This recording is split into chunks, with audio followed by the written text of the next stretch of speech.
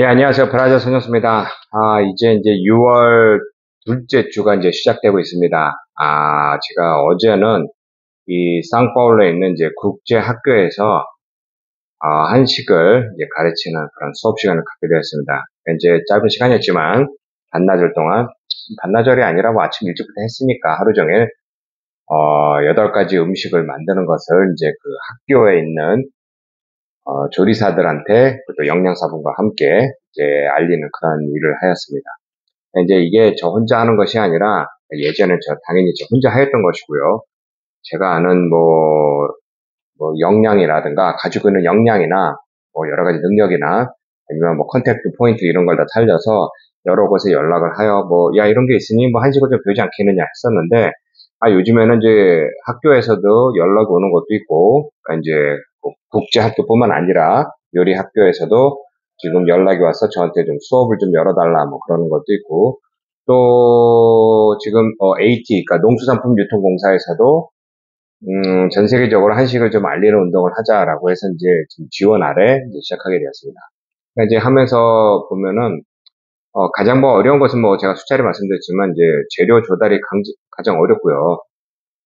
한국에서 예전과 같이 뭐 수입품들이 많이 팍팍 들어오는 시대는 이제 대상 이제 없을 거라고 봅니다. 그러니까 예전에 브라질 역사를 조금 보면은 64년도부터 시작을 해서 이제 군사 독재가 시작했을 때부터 모든 이제 수입을 이제 금지시켰습니다. 그러니까 금지가 돼서 그러니까 거의 수입이 없었고요.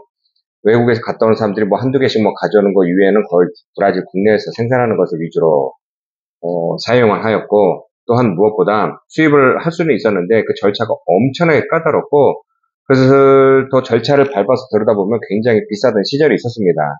그래서 저도 기억나는 거는 뭐 80년대나 정확하게 91년도에 무역 개방이 돼서 뭐 94년도부터 활발히 이제 들어오기 시작하였지만 그것도 이제 다른 이야기지만 한국에서 무엇인가 뭘 가져온다라는 게 굉장히 어렵고 까다로워서 없던 시절이었죠. 그래서 뭐 밀수품도 있고 보따리 장수도 굉장히 많았고요. 저도 그 당시에 들었던 것 중에 하나가 어떤 사람들은 이걸 좀 너무 오래 기다리다 보니까 너무 시간이 많이 걸려서 뭐 포기하는 물건도 많았지만 대부분 보따리 장수한테 뭐 갖다 주세요. 한 20일 내에 갖다 줄 겁니다. 아니면 뭐 90, 제가 기억하는 92년도에 이제 그러니까 대한항공에 이제 개항했을 때는 거의 일주일에 한 번씩 뭐 한국을 왔다 갔다 하는 사람도 있었다고 할 정도로 저도 뭐 그 당시에 얘긴 들었고 직접 보진 못했지만 그런 식으로 이제 물건이 많이 들어왔었는데 이제는 안 들어옵니다.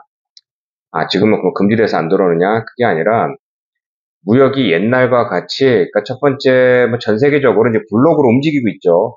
유럽은 유럽대로, 미국은 미국대로, 뭐 중국은 중국대로 뭐 이런 식으로 자기네들이 블록을 형성하여 이제 경제 이제 이런 특성을 이제 살리기 위하여 하는 것도 그러니까 자유 경제 무역 시장이 뭐 이제 끝났다 뭐 이런 말도 있는 것과 같이 또 하나는 배가 예전과 같이 많이 왔다 갔다 하지 않습니다. 그러니까 이제 배가 너무 흔하게 왔다 갔다 하다 보니까 뭐 한국에서도 봤지만 먼 브라질에서도 실시간으로 주문을 하고 그 주문이 생산해서 어딜 거쳐서 와서 브라질의 공장까지 들어가고 뭐 이런 게 굉장히 활발했었는데 이제 앞으로는 당분간 그런 게 잘 안 된다는 거죠. 그러니까 지금 시중에서도 뭐 그런 문제도 있지만 이 넓은 브라질에서 지금 뭐 수입해서 한국 식자재를 수입해서 파는 곳이 몇 개 없습니다. 그러다 보니 저도 지금 식당 하면서 이제 문제가 생기는 게 일부 품목들이 이제 품귀 현상이 일어나는 것이죠. 품목이 떨어진다라든가, 이제 그건 안 들어올 것이고, 아니면 들어오는데 뭐 몇 달 걸릴 것입니다. 그러면 거기에 맞춰서 제가 이제 뭐, 이 메뉴도 바꿔야 되고 하는 등 여러 가지 고충이 있는데, 이런 고충 속에서 그러니까 학교들이나 아니면 이제 한식을 하고 싶은 사람들 설명을 하면은 참 민감합니다. 그러니까 뭐냐면, 앞으로 자주 안 들어올 거고 구하기 어려운 재료를 설명해야 될까? 굉장히 회의적이죠. 근데 이제 어, 한식이라고 하는 거에 대한 정의는 뭐 많지만 제가 내린 것은 한국 사람이 먹는 것을 그냥 한식이라고 해서 한국 사람들이 즐겨 먹는 것을 먹으면 되는 거죠. 그러면 한국에서 난 재료만 가지고 한국 사람이 먹는 것만 좋은 것이냐? 그것이 아니라 여기 브라질에서도 한식을 누구든지 좋아할 만큼 맞춰서 이제 개발하자라는 게 이제 제 생각인데요. 그러니까 예로 간장도 브라질은 흔하게 있습니다. 그러니까 이제 일본 회사들이 만든 간장 회상이 있죠.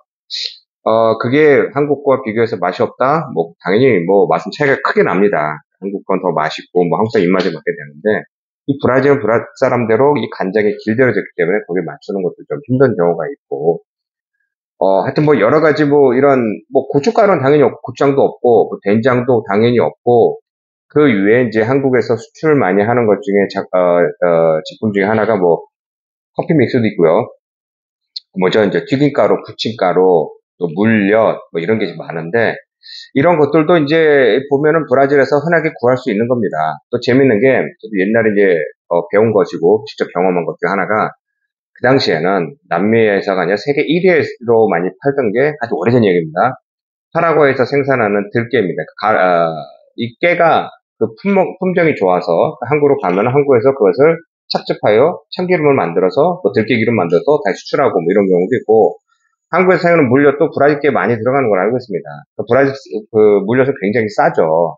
근데 그걸 가지고 한국으로 수출해서 거기서 다시 정제를 해서 브라질로 보내는데 몇 배 비싸지고 뭐 이런 경우가 있는데, 어쨌건 제가 설명하다 보면 얘네들은 그러죠. 이거로 뭐 대체 가능한데, 저거로 대체 가능한데, 이거 대체 가능한데, 이렇게 하면은, 아, 당연히 저는 야, 그러면 안 되고 일단 한국게 좋다. 한국 써라. 왜냐면은, 이곳 브라질에 있는 이탈리아나 프랑스, 특히 이탈리아를 예로 듭시다. 이탈리아 사람들이 커피로 유명하고 커피를 또 많이 파는데요. 이 브라질 커피를 많이 그러니까 수입해 가서 거기서 볶아서 포장해서 이탈리아 커피라고 해서 수출하는 경우도 많습니다. 또한 이런 밀가루도 그런 경우가 굉장히 많은 것이죠. 그런 것과 같이 그 나라의 브랜드 가치를 높이기 때문에 우리 한국 거도 당연히 브라질 것도 있지만 한국에서 가져오는 게 좋긴 좋다. 사실 이게 좋긴 좋습니다. 같은 품목이라고 해도 브라질 거보다 한국에서 가져오는 게 약간 더 좋습니다. 왜냐면 얼마나 많은 연구와 개발이 들어가서 만든 제품이겠습니까? 여긴 굉장히 투박한 것이고. 어쨌든 그런 식으로 설명을 해서 좀 이렇게 좀 쓰라고 이렇게 하는데 이게 쉽지가 않은 사항이고, 그래도 제가 2011년부터 딱 가치를 내걸고 한식을 알리겠다라고 했을 때, 이 한식을 좋아하는 사람들도 많이 늘었고요. 이건 뭐 꼭 저 혼자 개인의 뭐 이런, 뭐 성과라고 그런 건 절대로 아니고요. 많은 사람들이 성과를 노력하고, 그리고 또 그러면서 제가 또 나름대로 한식을 알리기 위하여 이런 제품과 또 이런 재료를 설명한 것이 이제는 모르겠습니다. 제 개인적으로는 좀 뭐라고 해야 될까, 이렇게,